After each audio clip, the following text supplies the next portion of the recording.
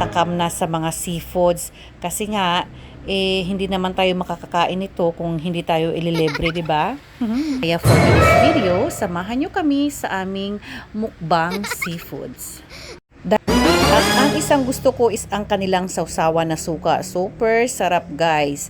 Napaka asim.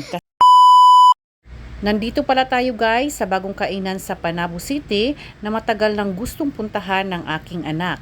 Kaya for today's video, samahan nyo kami sa aming mukbang seafoods. Dahil medyo late na kami sa pagpunta namin dito, hiningi ko na agad diretso yung kanilang mga menu. At wala nang paligoy-ligoy pa, diniretso ko nang piliin yung seafoods. Dahil yun naman talaga ang plano at gusto naming kainin lahat. And take note guys, available din pala sa kanila ang beef, pork at saka chicken.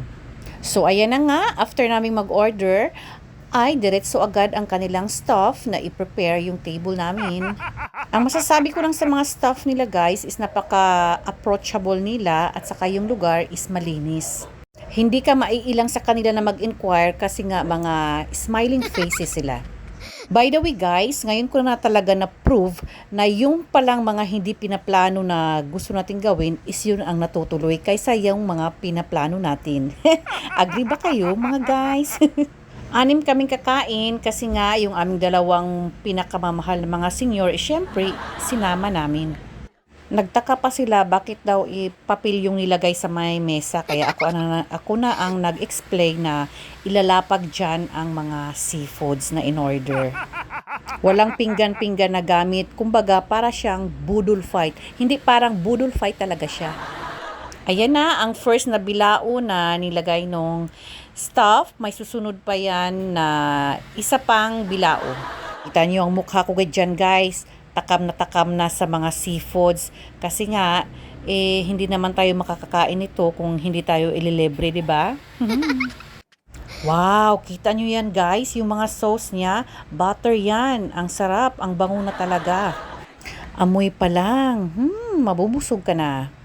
Mas nauna ang mga seafoods na prepare kasi nga naubusan yata sila ng rice kaya parang nagluto pa sila kaya medyo na late ang rice namin. Kaya kaming lahat is pigil sa gutom, pigil sa takam kasi nga hinihintay pa namin ang rice. Hanggang 8 PM lang pala sila dito bukas guys. Kami pumunta dito mga 7:30 na, so talagang late na talaga kami.